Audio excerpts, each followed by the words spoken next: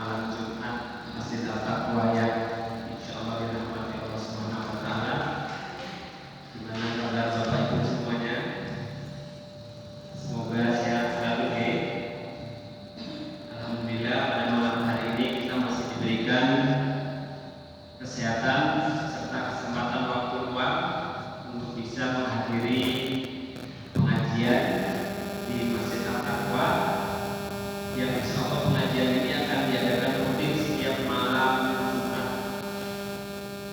Alhamdulillah pada kesempatan kali ini kita akan membahas tema tentang tauhid, dan alhamdulillah pada kesempatan kali ini ustadznya sudah hadir di tengah-tengah kita, yaitu Ustadz Anang Priantoro LCMA. Karena waktu sudah menunjukkan jam 8:05, pada Ustadz waktu dan tempat kami persilakan. Bismillahirrahmanirrahim. Assalamualaikum warahmatullahi wabarakatuh. Alhamdulillahi rabbil alamin, wa bihi nasta'inu ala umuri dunya waddin, wa asyhadu an la ilaha illallah wahdahu la syarika lah, wa asyhadu anna Muhammadan abduhu wa rasuluh, salawatu rabbi wa salamu alaihi wa ala alihi wa ashabihi ajma'in. Subhanaka ya Rabbana la ilma lana illa ma 'allamtana innaka antal alimul hakim. Allahumma 'allimna ma yanfa'una wanfa'na bima 'allamtana wa zidna ilman tanfa'una bihi ya rabbal alamin. Rabbana atina fid dunya hasanah wa fil akhirati hasanah wa qina adzaban nar. Wa sallallahu wa sallim wa barik ala nabiyyina Muhammadin wa ala alihi wa ashabihi ajma'in. Walhamdulillahi rabbil alamin. Alhamdulillah, tidak hentinya kita bersyukur kepada Allah SWT. Kita memuji dan memuja Allah Subhanahu wa taala atas berbagai kesempurnaan nikmat dan karunia yang masih Allah berikan kepada kita. Sungguh jikalau kita diperintahkan oleh Allah untuk menghitung setiap karunia, menghitung setiap nikmat, tentu enggak mungkin kita bisa menghitungnya. Maka sebagai seorang hamba yang beriman, sebagai seorang hamba yang bertakwa, kita punya kewajiban untuk bersyukur. Dan ibadah yang kita lakukan, salat yang kita kerjakan adalah wujud rasa syukur kita kepada Allah Subhanahu wa taala. Kemudian salawat dan salam kita haturkan kepada Nabi junjungan kita, Nabi Muhammad sallallahu alaihi wasallam. Semoga salawat dan salam senantiasa tercurahkan kepada beliau, kepada keluarga beliau, kepada para sahabat beliau, dan juga kepada para pengikut beliau hingga akhir zaman nanti.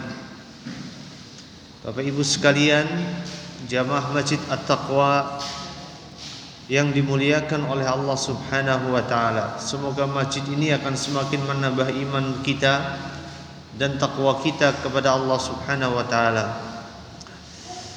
Tema kita dalam kesempatan sore hari ini adalah kita akan bicara masalah akidah kita. Kita akan bicara masalah tauhid kita.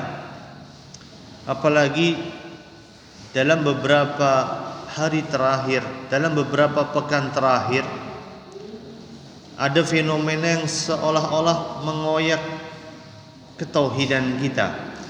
Ada fenomena yang seolah-olah mengusik akidah kita.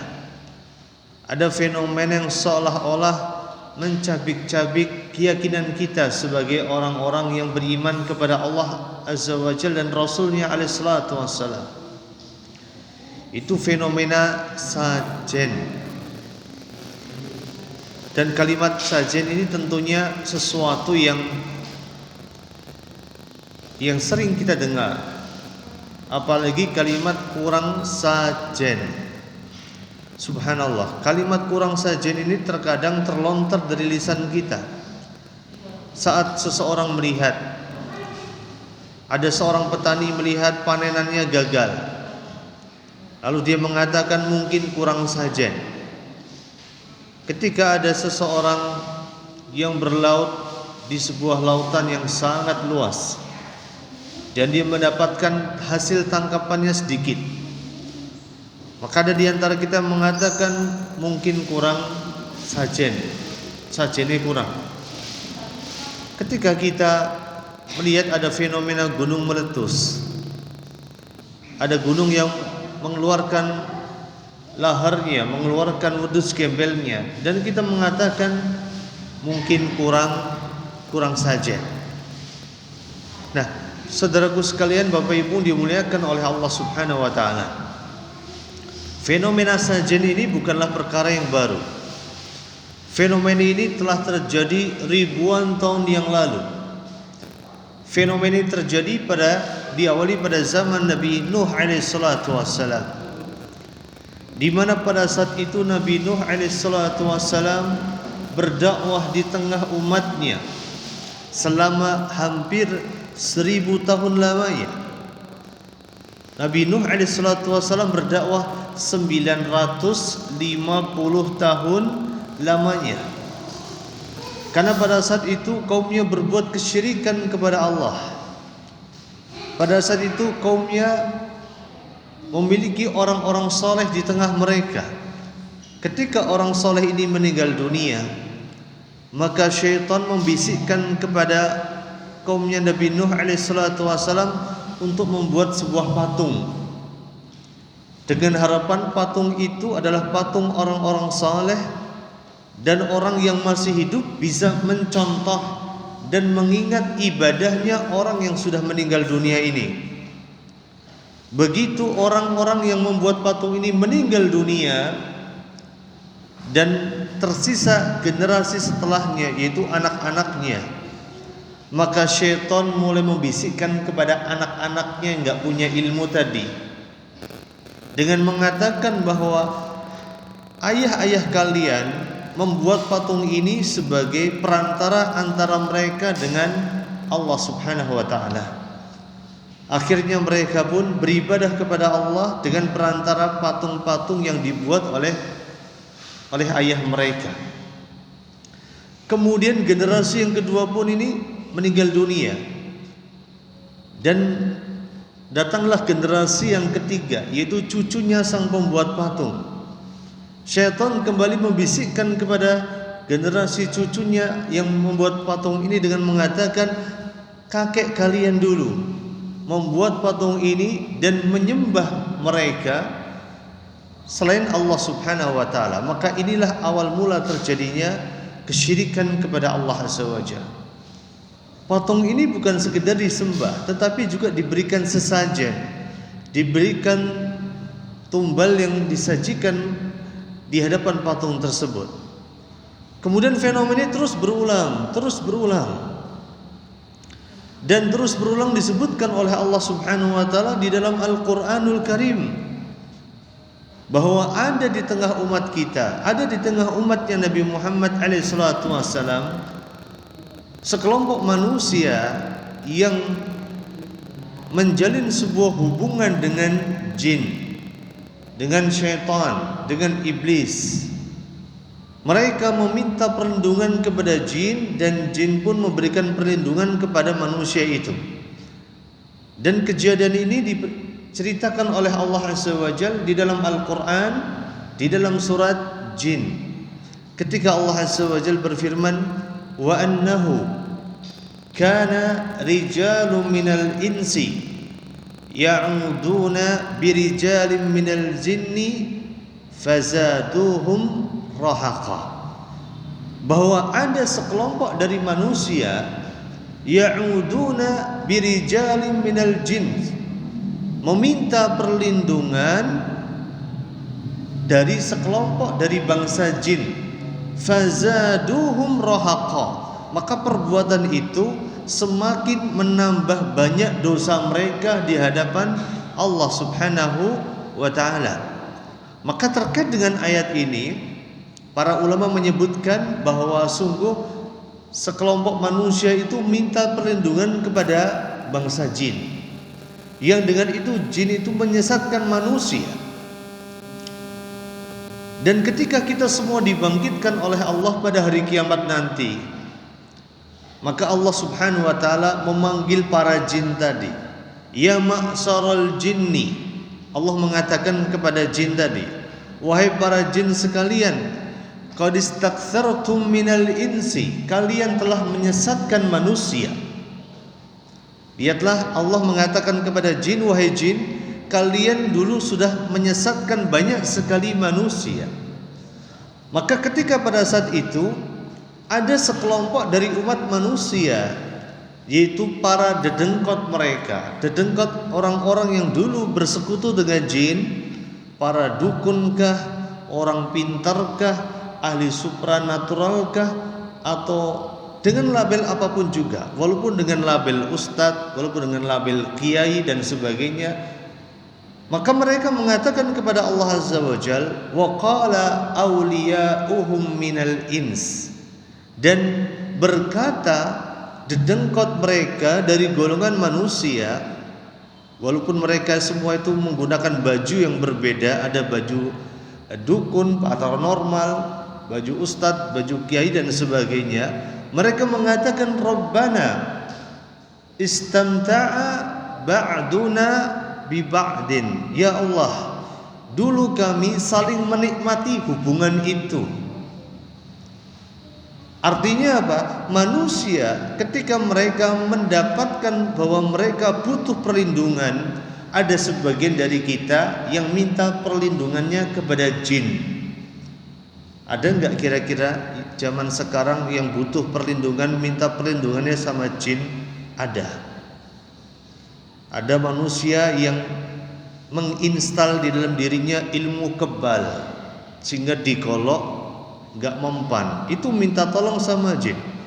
Ada di antara manusia yang punya kebunannya itu luas banget, punya rumahnya gede, dan khawatir ada apa-apa dengan rumahnya, lalu dia pun masang jin untuk magerin rumahnya.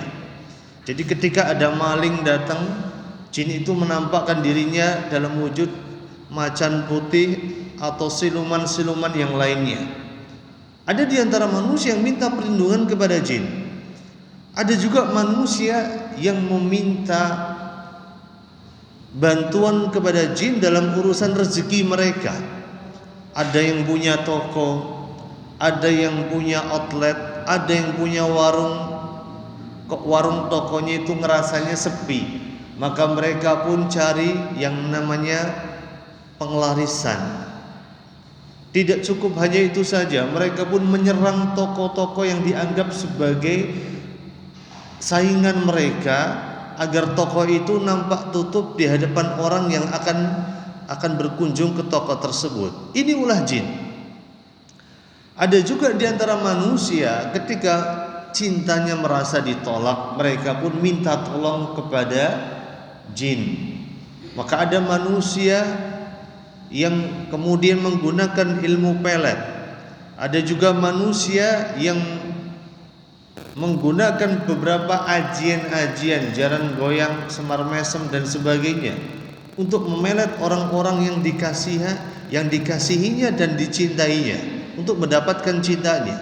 Dan ini bersekutu dengan jin. Ada sebagian manusia yang bersekutu dengan jin. Mereka mendatangkan kebaikan dengan meminta kepada jin.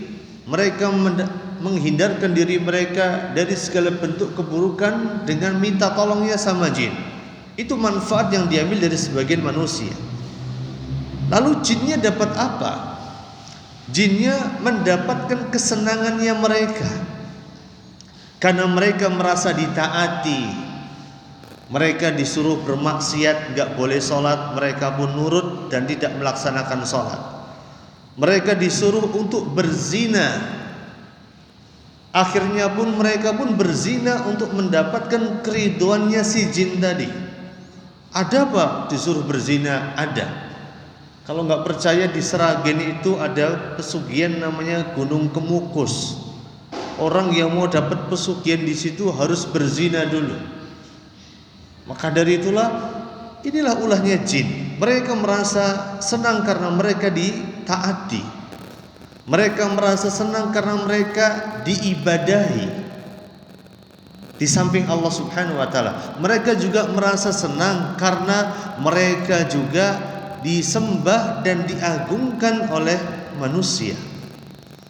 Maka dari itulah ketika Allah memanggil golongan jin di akhirat kelak, ya ma'syaral jinni qad istaktartum minal insi, wahai jin sekalian, kalian telah menyesatkan banyak sekali manusia. Maka orang-orang yang dulu berprofesi sebagai dukun, sebagai orang-orang yang dianggap orang pintar, mereka mengatakan, Rabbana istamta'a ba'duna bi ba'din. Ya Allah, dulu kami saling memberi satu sama lain. Ya Allah, dulu kami di dunia saling memberikan manfaat satu sama lain.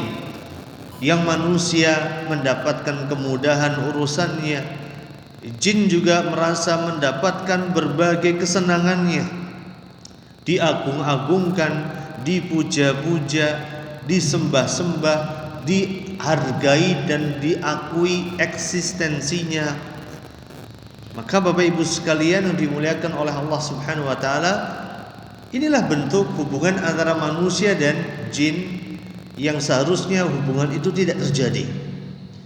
Nah, ketika manusia ingin mendapatkan satu manfaat tertentu dari jin, biasanya mereka melakukan berbagai jenis ritual. Dan ritual ini enggak akan pernah lepas dari yang namanya sajen. Karena sajen ini adalah syarat. Sajen ini adalah suatu pengikat di antara mereka, di mana mereka akan saling berkolaborasi, saling bantu-membantu satu sama lain untuk mewujudkan apa yang mereka maui dan mewujudkan apa yang mereka inginkan. Dan sajen di dalam Islam jelas hukumnya adalah haram, tidak boleh. Tidak boleh bagi orang, saya tekankan sekali lagi, tidak boleh bagi orang yang mengaku beriman kepada Allah dan Rasul-Nya untuk menyerahkan sajen tertentu atau untuk berta'awun, tolong menolong dalam rangka untuk melakukan suatu acara-acara yang ada unsur pemberian sajen.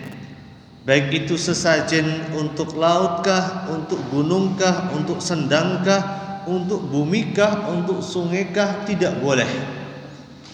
Walaupun yang dijadikan sajen itu adalah sesuatu yang dianggapnya tidak ada manfaatnya, tidak bernilai sedikit pun juga di hadapan kita.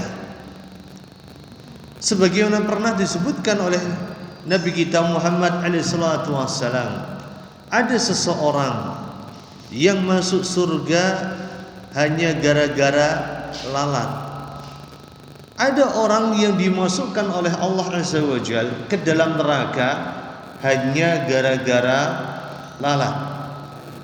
Disebutkan oleh Nabi kita Muhammad SAW dalam sebuah hadis yang sahih, dakhala al-jannata rajulun fi dubabin. Ada seseorang pria yang masuk ke dalam surga disebabkan karena gara-gara lalat. Sebaliknya, wa dakhalan nara rajulun fi dubabin. Dan ada seseorang yang dimasukkan oleh Allah Subhanahu wa taala ke dalam neraka hanya gara-gara lalat. Bagaimana ceritanya? Disebutkan Maka ketika mendengar itu semua, para sahabat bertanya kepada Rasulullah SAW, wa kaifa dzalika ya Rasulullah? Bagaimana mungkin ya Rasulullah ada orang masuk surga gara-gara lalat? Bagaimana mungkin juga ada orang masuk neraka gara-gara lalat? Maka Rasulullah menyebutkan, marra rajulani, ada dua orang yang melewati suatu tempat, suatu kaum, ala qaumin lahum sanamun, melewati suatu tempat yang tempat itu penduduknya itu punya seekor berhala.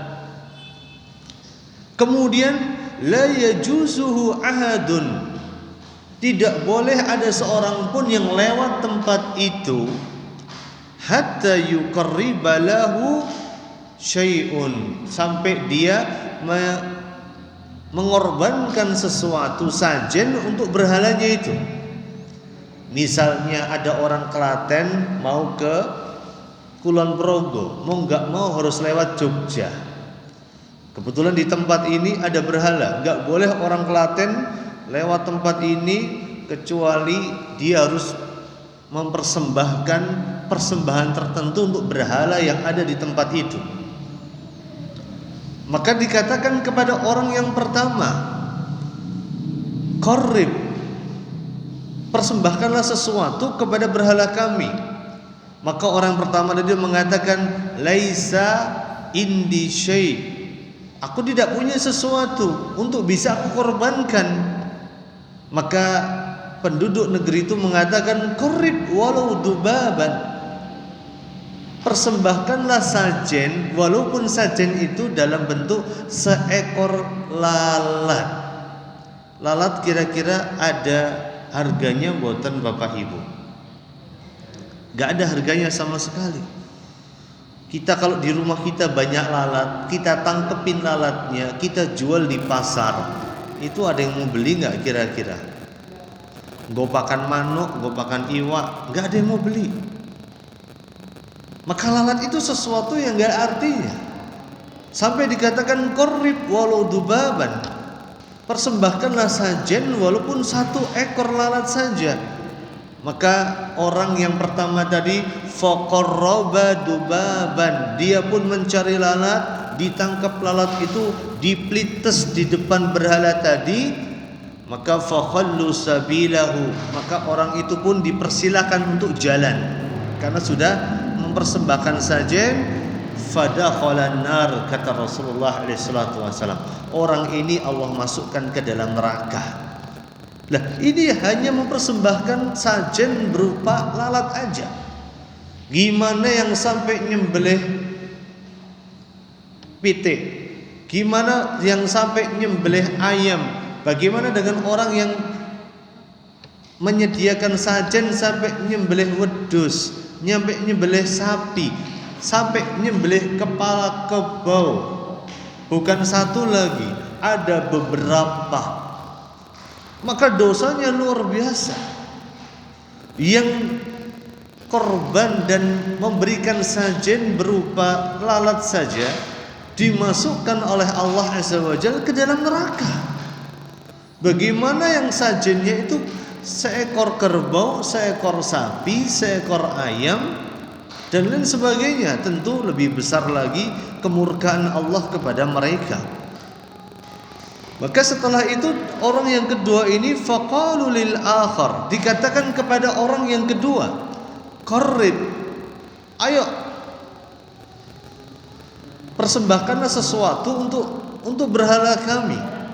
Maka orang yang kedua tadi mengatakan, ma kuntu liuqarriba li ahadin syai'an dunallah, tidak pantas bagi aku untuk mempersembahkan suatu persembahan selain persembahan yang harusnya aku tujukan kepada Allah Subhanahu wa taala. Maka apa yang terjadi? Fadarabu unuqahu, orang ini pun dipenggal dan ditebas lehernya. Fadakhalal jannah, dan orang ini pun Allah masukkan ke dalam surga karena dia lebih memilih untuk mempersembahkan, tidak menjadikan persembahannya itu untuk selain Allah Azza wa Jalla. Dia jadikan salatnya, ibadahnya, hidupnya, matinya hanya untuk Allah Azza wa Jalla.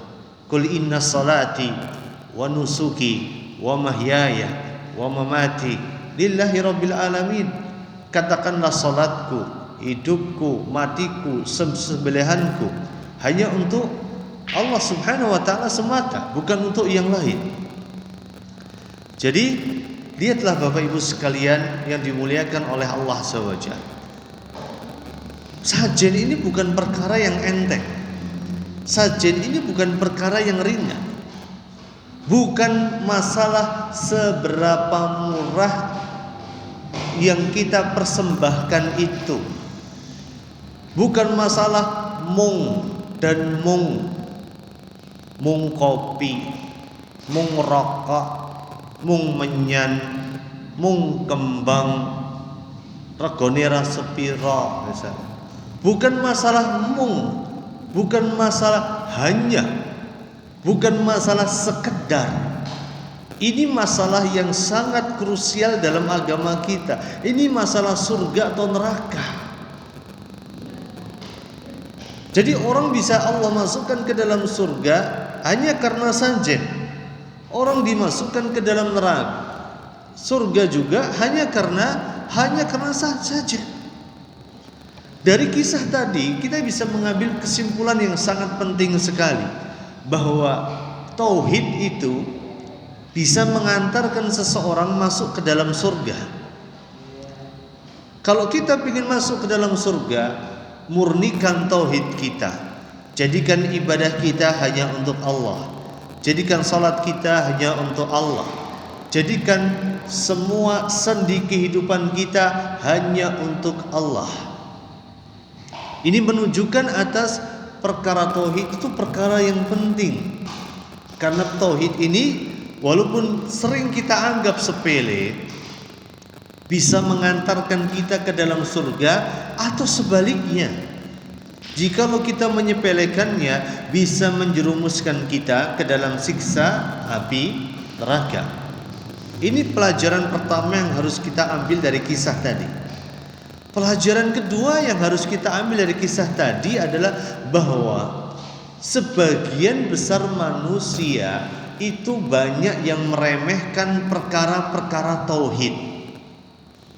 Kalau diajak ngaji tauhid, ngomongnya tauhid lagi, nggak ada pembahasan lain apa. Bu, kita sekali-kali bahas apa kira-kira? Bu, sekali-kali kita bahas ekonomi Islam, bahas teknologi Islam, membahas politik Islam, membahas khilafah Islamiyah. Jangan bicara tauhid aja, kata orang-orang di luar sana. Tidakkah kita lihat Nabi kita Muhammad alaihissalam 13 tahun pertama berdakwah di kota Mekah hanya bicara masalah tauhid, dan tauhid. Tidak ada syariat Islam yang Allah turunkan di kota Mekah. Semua syariat Islam Allah turunkan di kota Madinah. Kalaupun ada yang diturunkan di kota Mekah sangat sedikit sekali. Karena di kota Mekah inilah pendasaran terjadi. Semua sahabat dikuatkan tauhidnya, dikuatkan imannya, dikuatkan takwanya. Jadi tauhid ini perkara yang penting sekali. Dan syaitan senantiasa membidik diri kita untuk terjerumus kepada lubang kesyirikan. Kenapa sebabnya?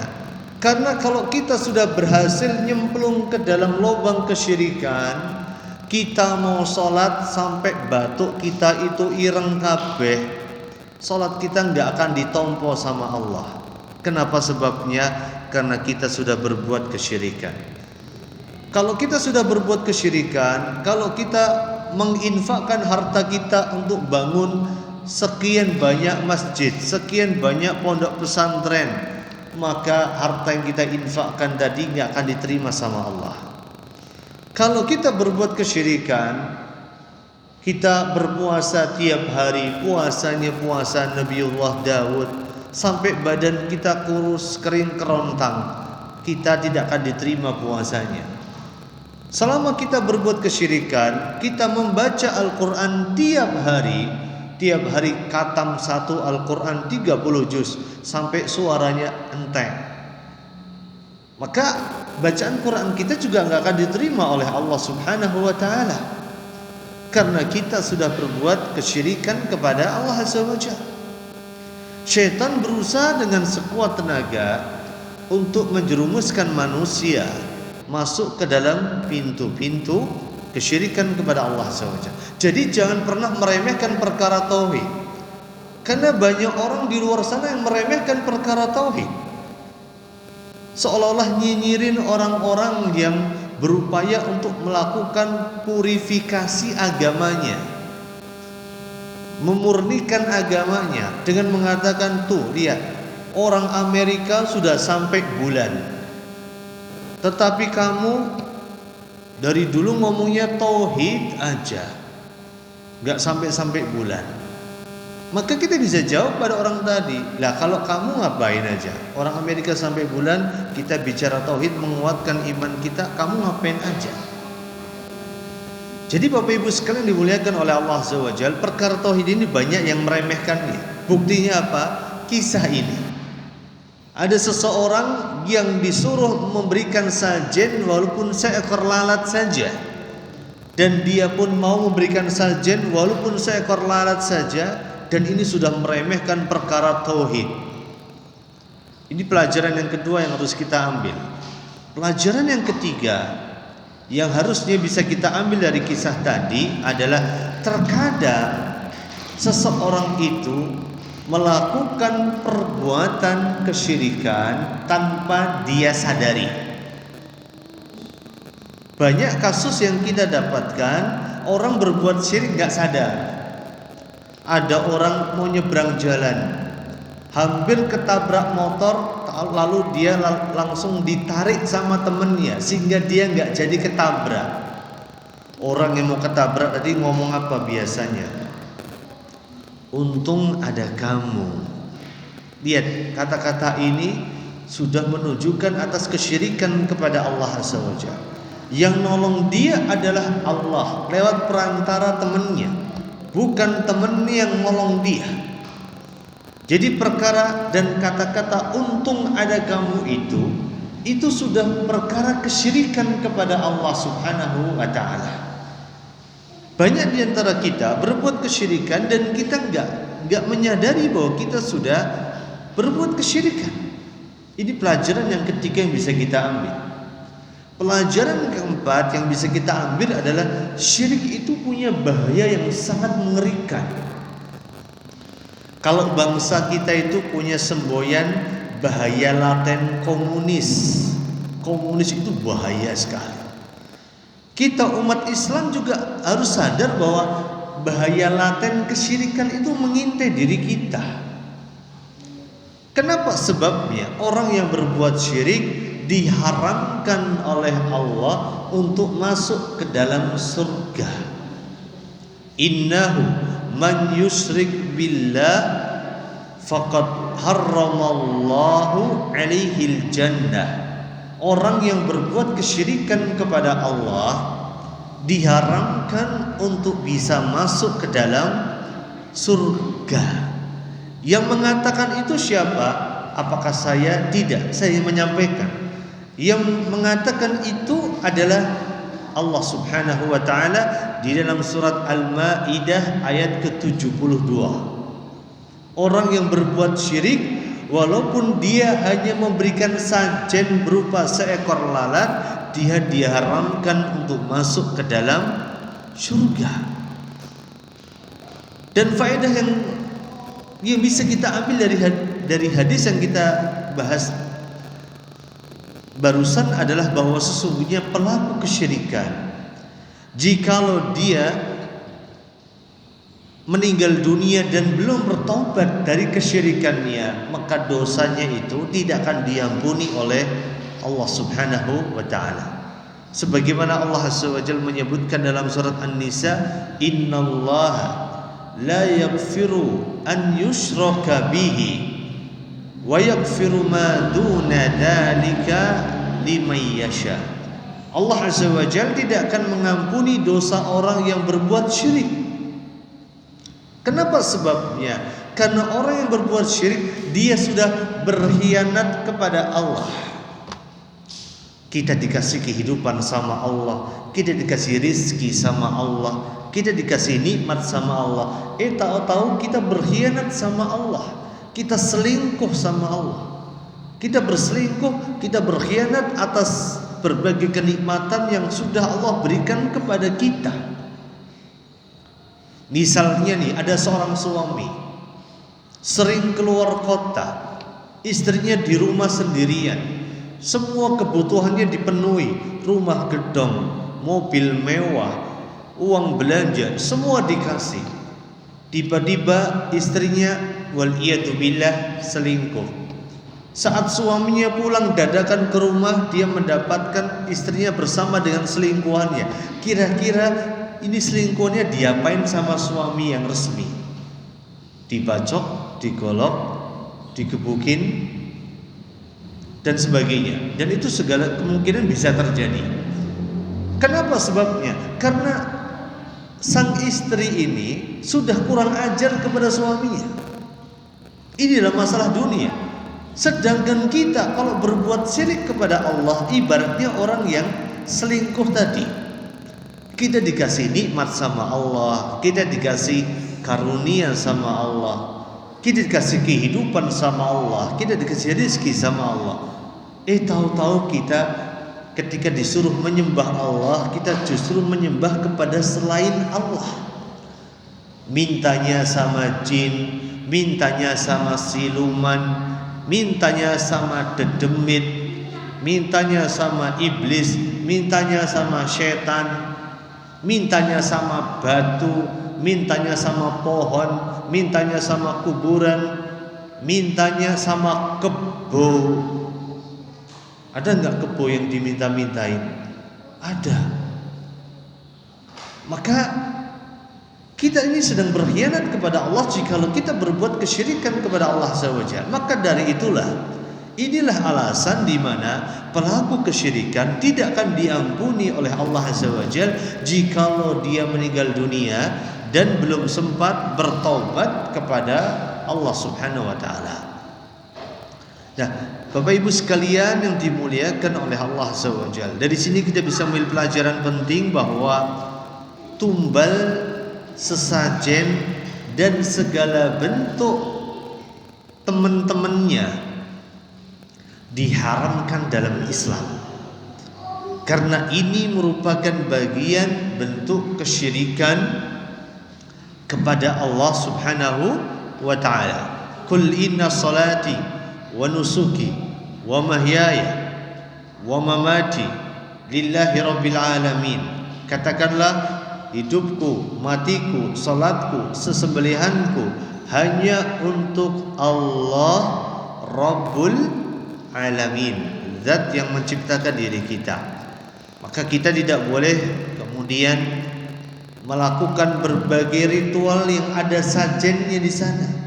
Termasuk kita juga enggak boleh juga bertawun tolong menolong dalam perkara-perkara yang ada unsur kayak giniannya. Ada panitia sedekah laut, panitia sedekah bumi, panitia sedekah gunung, panitia sedekah kalen misalnya. Ketok-ketok rumah kita minta sumbangan. Kita nggak ikut-ikutan, tapi kita ngasih sumbangan walaupun cuma 2.000 perak, 5.000 perak, 10.000 perak. Hukumnya bagaimana? Hukumnya sama dengan panitianya, nggak ada beda nih. Karena kita tidak boleh bertawun tolong menolong di atas kejahatan dan kezaliman, termasuk diantaranya di atas kesyirikan. Wa ta'awanu 'alal birri wat taqwa wa la ta'awanu 'alal itsmi wal 'udwan. Tolong menolonglah kalian di atas kebaikan dan ketakwaan, dan janganlah kalian tolong menolong di atas keburukan dan permusuhan. Jadi hukumnya sama saja. Maka Bapak Ibu sekalian yang dimuliakan oleh Allah SWT, itulah hukumnya tolong menolong. Lalu bagaimana dengan orang yang memanfaatkan makanan yang menjadi sajen? Misalnya di kuburan tertentu atau di sungai tertentu mendapati ada sajen di situ, dimakan boleh enggak? Maka sajen itu terbagi menjadi dua. Jikalau sajen itu adalah hewan, ada unsur hewan yang disembelih. Contoh di sajen itu ada ingkung ayam, ada ingkung wedhus. Ada ingkung wedhus mboten Pak Bu? Enggak ada. Ingkung ya ingkung ayam, dan itu lazimnya seperti itu. Maka itu enggak boleh dimakan, karena sesuatu yang disembelih bukan untuk selain Allah. Maka hukumnya sebagaimana hukumnya bangkai, enggak boleh dimakan. Walaupun ketika nyembelihnya itu si dukunnya itu, Pak Kiainya itu, Pak Ustadznya itu ngomong Bismillah, Allahu Akbar. Tetapi jikalau dipersembahkan untuk selain Allah, maka hewan sembelihan itu hukumnya berubah menjadi bangkai. Lalu bagaimana dengan sajian lain? Misalnya ada sajian berupa kue, apem, rokok, teh misalnya, kolak, jenang, kopi dan sebagainya. Hukumnya bagaimana? Boleh dimakan, silahkan.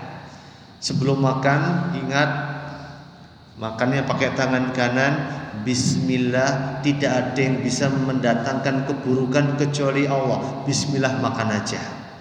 Itu rezekinya jenengan yang mendapatkan sajian itu. Tapi kalau nemukan ingkung, apalagi ingkungnya itu ingkung yang kita tahu, oh ini ingkungnya siapa namanya, Soeharti gitu, wah enak iki, harus dibuang ya eman-eman. Misalnya ini ingkungnya Butini misalnya, maka tetap harus kita buang.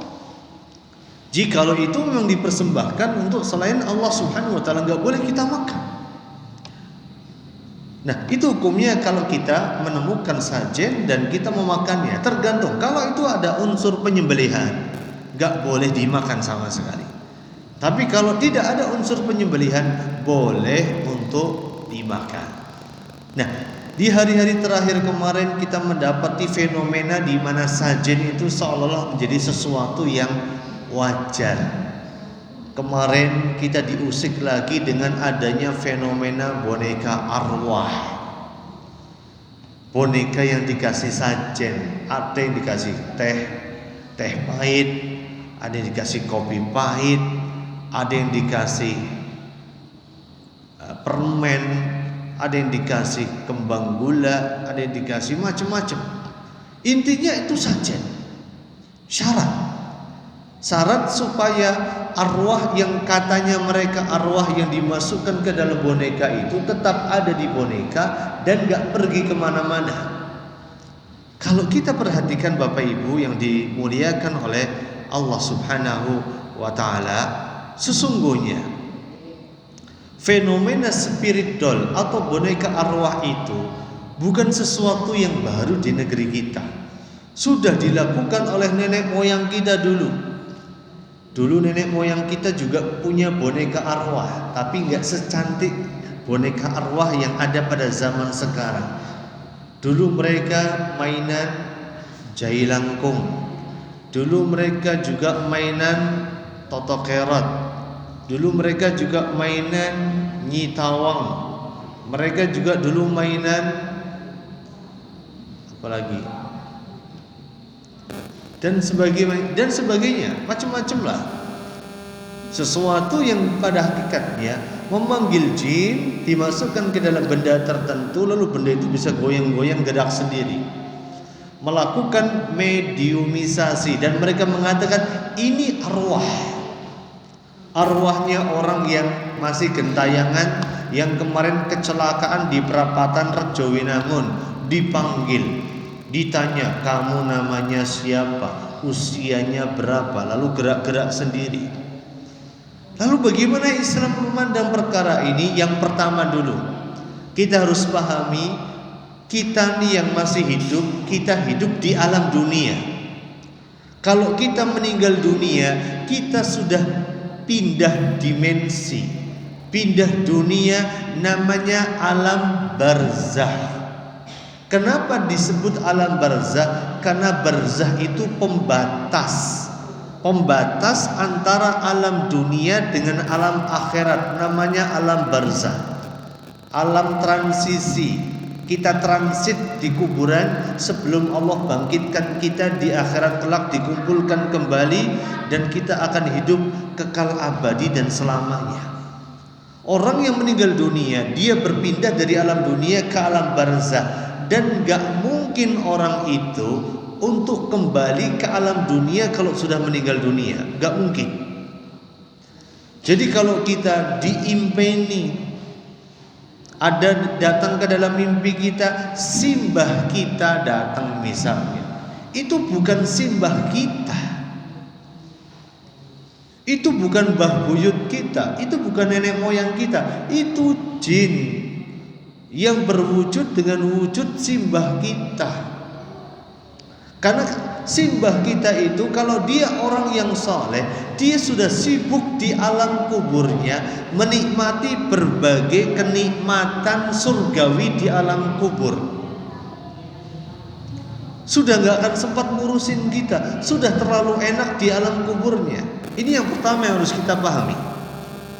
Perkara kedua yang harus kita pahami, bahwa sesungguhnya Bapak Ibu yang dimuliakan oleh Allah Subhanahu wa ta'ala, mengadopsi boneka arwah itu menyelisih fitrah manusia.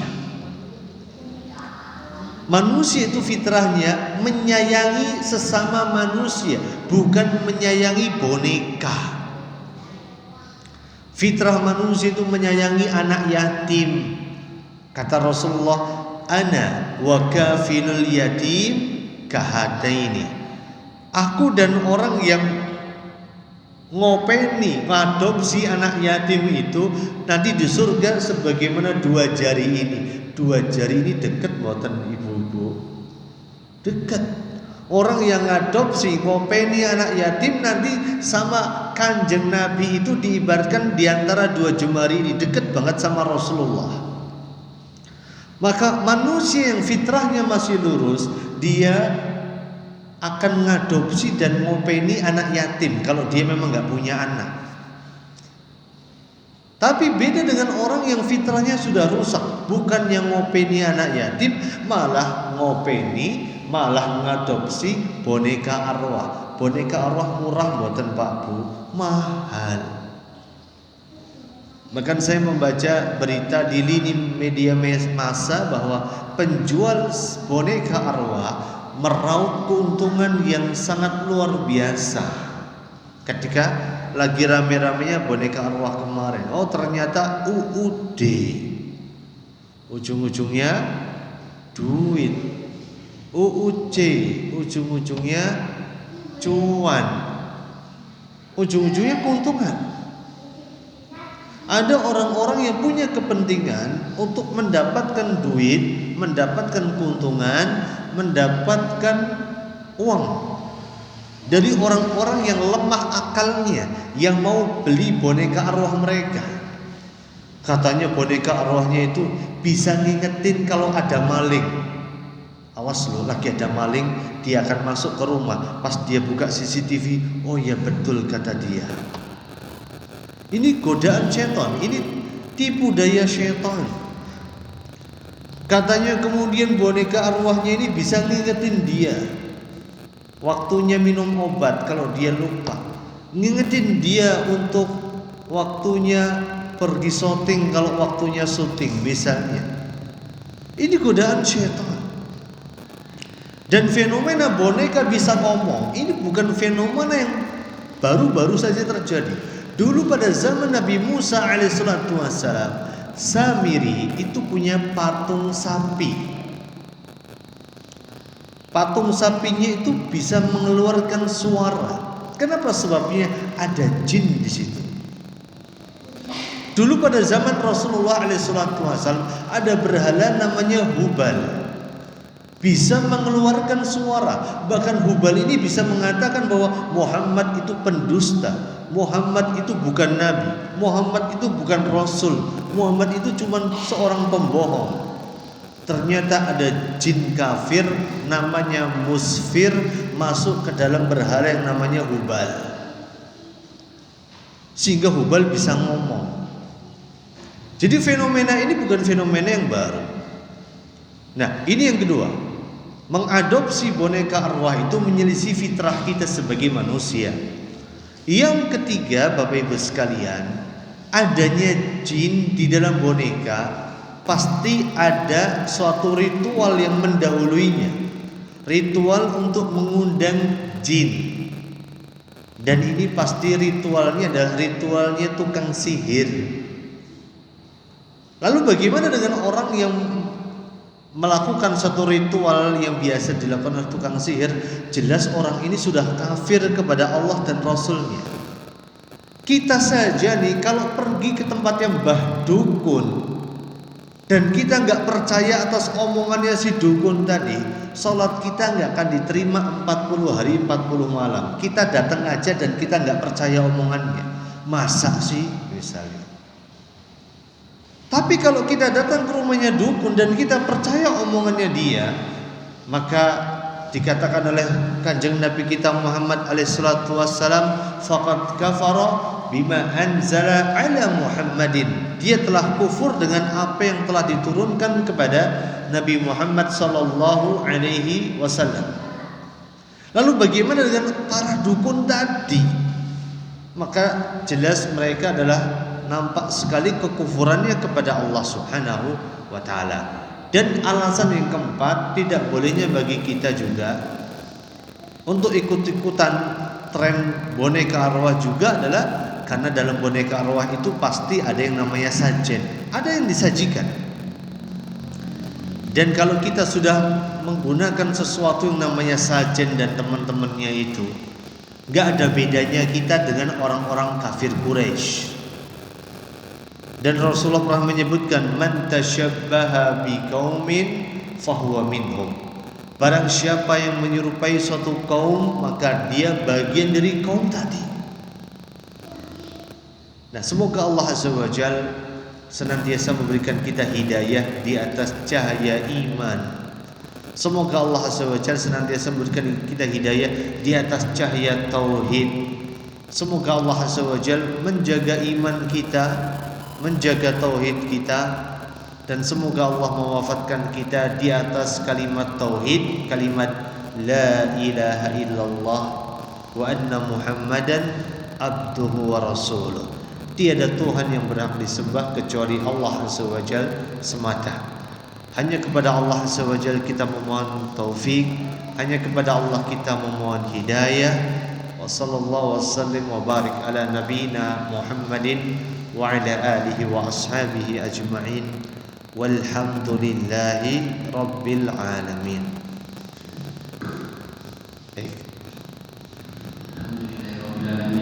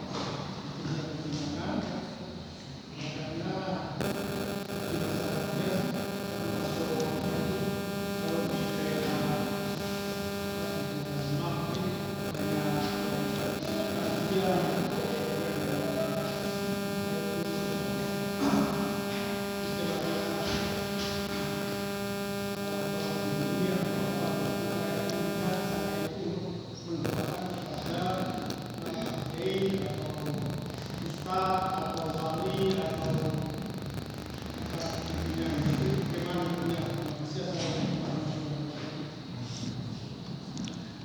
bismillahirrahmanirrahim. Bagaimana hukumnya melakukan ziarah kepada para ulama, kepada para ustadz, para kiai? Maka terbagi menjadi dua. Jikalau ustadz itu, kiai itu masih hidup, maka jelas dibolehkan. Karena terkadang kita mengunjungi satu ustadz, satu kiai atau seorang ulama untuk mengambil ilmu darinya, dan dia mendapatkan pahala bertolabul ilm. Man salaka tariqan yaltamisu fihi ilma sahalallahu lahu bihi tariqan ilal jannah. Barang siapa menempuh jalan mendapatkan ilmu, Allah akan berikan mudahan dalam dia untuk masuk ke dalam surga. Jikalau ustadz itu, kiai itu, ulama itu masih hidup. Bahkan dulu para ulama juga punya adat dan kebiasaan untuk mengunjungi orang-orang yang berilmu, untuk mengambil ilmu dari mereka. Dulu Imam Ahmad bin Hanbal dari Baghdad melakukan perjalanan sampai ke Mekah, ke Madinah, ke Yaman, ke Mesir, ke Palestina untuk mencari hadis. Dulu Imam Syafi'i juga melakukan perjalanan sampai ke Mesir, sampai ke Mekah untuk menuntut suatu ilmu, mencari satu hadis. Dulu Imam Malik bin Anas juga melakukan perjalanan rihlah untuk mengunjungi orang-orang yang berilmu, mengambil ilmu dari sana. Dan ini sesuatu yang diperintahkan. Lalu bagaimana dengan kalau berziarah ke makam para ustadz, para kiai, para ulama yang sudah meninggal dunia dan mendoakan mereka? Pertama harus kita pahami dulu bahwa tujuan kita ziarah kubur adalah untuk mengingat kematian. Karena di awal dari keislaman Rasulullah mengatakan, kuntu nahaitum an ziyaratil kubur. Dulu kami melarang kalian untuk melakukan ziarah kubur.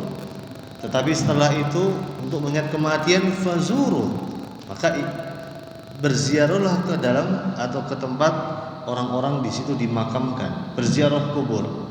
Jadi ada sunnah atau ada perintah untuk berziarah kubur. Tapi kita harus pahami dulu, ziarah kubur di sini maksud dan tujuannya untuk apa? Yaitu untuk mengingat kematian. Ini faktor yang pertama, masalah ziarah kubur. Yang kedua, masalah doa. Doa kita kepada orang yang meninggal dunia itu bisa dilakukan dimanapun kita berada. Kita mendoakan guru kita, mendoakan ustadz kita, mendoakan kiai kita, mendoakan habaib kita, mendoakan ulama kita, bisa dilakukan dimanapun juga. Tetapi jikalau kita melakukan satu perjalanan yang cukup panjang untuk melakukan ziarah kubur, misalnya sampai kita melakukan perjalanan antar kota, antar provinsi, di tempat yang jauh untuk melakukan ziarah kubur, dikhawatirkan kita termasuk ke dalam golongan orang-orang yang disebutkan oleh Rasulullah dalam sebuah hadis yang disebutkan dalam riwayat Imam Bukhari. Hadis ini tentunya sahih, diriwayatkan dari Abu Hurairah radhiyallahu anhu. Ketika Rasulullah mengatakan, la tashuddur rihal illa ila thalathati al-masajid. Tidak boleh kita bersusah payah melakukan perjalanan jauh dalam rangka ibadah kecuali perjalanan ketiga masjid ini aja. Ke Masjidil Haram, Masjidil Aqsa, wa Masjidi Hada. Dan masjidku ini yang dimaksud adalah Masjid Nabawi. Jadi dikhawatirkan termasuk ke dalam perbuatan yang dilarang oleh Rasulullah sallallahu alaihi wasallam. Jikalau niat kita untuk dari ziarah kubur itu untuk mengingat kematian, kenapa kita enggak ziarah kubur ke kuburan yang paling dekat aja? Kan enggak butuh modal. Jikalau kita berniat ziarah kubur ke tempat yang jauh sampai kita membayar iuran ratusan ribu, menempuh perjalanan berjam-jam lamanya dan menempuh perjalanan berhari-hari lamanya, dikhawatirkan di dalam hati kita punya keyakinan tertentu yang tidak dibolehkan oleh Allah dan Rasulnya. Kita punya keyakinan bahwa kalau saya nanti berdoa di sana karena ini makamnya orang yang soleh, doa saya lebih mustajab. Khawatir ada keyakinan kayak gitu. Kalau ada keyakinan kayak gitu, apa bedanya kita sama kaumnya Nabi Nuh alaihissalatu wassalam? Dulu kaumnya Nabi Nuh alaihissalatu wassalam, mereka merasa lebih khusyuk kalau doanya itu di depan patungnya orang soleh itu. Ini awal mula terjadinya kesyirikan kayak gitu dulu. Maka dikhawatirkan setan akan bermain di sana. Jikalau niat kita untuk ziarah kubur, kenapa enggak ke kuburan yang paling dekat aja? Kalau niat kita mendoakan para ulama, doa kita dimanapun juga didengar oleh Allah yang maha mendengar, dikabulkan oleh Allah yang maha pemurah. Bahkan kita bersolawat kepada Nabi kita Muhammad SAW saja itu mesti nyampe kepada beliau kok, gak harus kita pergi ke Madinah misalnya.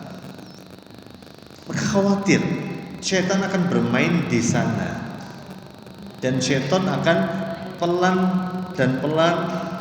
tapi pasti akan menjerumuskan kita ke hal-hal yang dilarang dan diharamkan oleh Allah Azza wa Jalla dan Rasulnya Sallallahu Alaihi Wasallam. Dari itulah kalau kita punya rezeki, ya kita kumpulin, kita kemudian supaya kita bisa berangkat ke Mekah, ke Madinah. Di sana kita bisa berziarah kubur ke makam Rasulullah Alaihissalatu Wassalam, ke kuburan Baqi, ke kuburan syuhada Uhud misalnya. Luar biasa.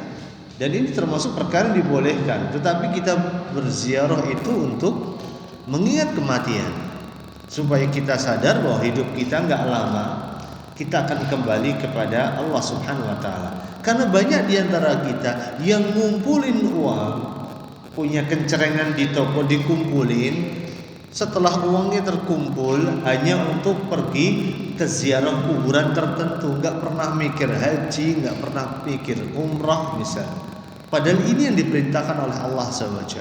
Tidak boleh bagi seseorang bersusah payah untuk melakukan perjalanan dalam rangka ibadah kecuali perjalanan ketiga masjid, Masjidil Haram, Masjidil Aqsa, dan masjidku ini, kata Rasulullah Sallallahu Alaihi Wasallam. Semoga Allah mudahkan kita untuk bisa berkunjung ke Masjidil Haram, Masjid Nabawi, dan Masjidil Aqsa secepat mungkin. Amin ya rabbal alamin. Ada lagi? Silakan.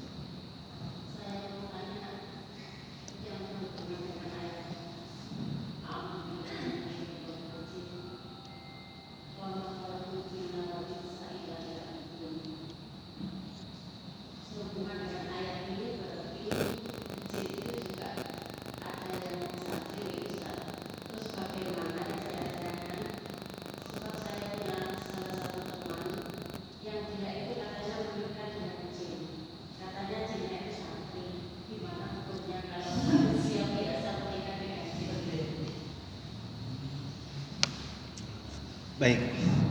Wa ma khalaqtul jinna wal insa illa liya'budun, dalam surat Ad-Dariyah. Di sini menunjukkan bahwa tidaklah Allah ciptakan jin dan manusia kecuali agar jin dan manusia itu menghamba kepada Allah. Manusia ada yang soleh, manusia juga ada yang toleh. Toleh itu lawannya soleh, Bu. Jadi kalau orang Jawa manggil ke anaknya tole itu salah. Tole itu lawannya soleh. Le tole ngene reneole. Dalam bahasa Arab tole itu anak yang enggak soleh. Manusia ada yang soleh dan ada yang toleh. Sama juga jin juga sama. Ada yang soleh dan ada yang toleh. Manusia yang soleh itu yang gimana sih? manusia yang sadar bahwa Allah ciptakan jin dan manusia untuk beribadah kepada Allah di dunianya masing-masing. Tidak saling mengintervensi, tidak saling menjalin hubungan, tidak saling untuk menjalin suatu keakraban dan lain sebagainya. Orang yang soleh kayak gitu. Sama juga jin yang soleh adalah jin yang memahami hakikat dirinya di hadapan Allah. Jin yang sadar bahwa dia diperintahkan untuk beribadah, tidak untuk menjalin hubungan tertentu dengan manusia, tidak juga untuk melakukan hal-hal tertentu yang bisa menyesatkan manusia. Jikalau ada jin yang ngaku soleh dan dia menikah dengan seorang manusia, sudah dipastikan bahwa jin itu bukan jin yang soleh, tapi jin kafir yang mengaku beriman kepada Allah dan Rasulnya. Karena jin yang beriman tidak akan melakukan hal tersebut. Jadi ini bisa dipastikan jin itu adalah bukan jin muslim. Karena nggak mungkin jin yang muslim akan mau menikah dengan seorang manusia. Karena kita diciptakan oleh Allah Azza wa Jalla, kita diciptakan oleh Allah dengan pasangan kita. Dan pasangan itu dari diri kita sendiri. Manusia pasangannya manusia, jin pasangannya jin, setan pasangannya setan, iblis pasangannya iblis, siluman pasangannya siluman. Sudah berpasang-pasangan. Ibaratnya kalau tadi ditanyakan gimana ya kalau ada santri dari golongan jin menikah dengan santri dari golongan manusia. Ibaratnya sama juga dengan pertanyaan bagaimana ya jikalau seekor kambing menikahi seekor sapi misalnya. Dari jenis yang berbeda, tentu nggak mungkin. Seekor kambing akan mengawini seekor kambing betina. Seekor sapi jantan akan mengawini seekor sapi betina. Seekor ayam jantan akan mengawini seekor ayam betina. Tidak bisa seekor ayam mengawini seekor apa? Seekor kambing. Tidak mungkin seekor ayam akan mengawini seekor kucing. Bahkan gak mungkin juga seekor ayam akan mengawini seekor entok misalnya. Ada perkawinan antara ayam sama entok? Gak ada. Maka dari itulah kalau dikatakan jin muslim maka tidak. Itu bukan jin muslim, itu jin kafir. Wallah. Sudah ya. Baik.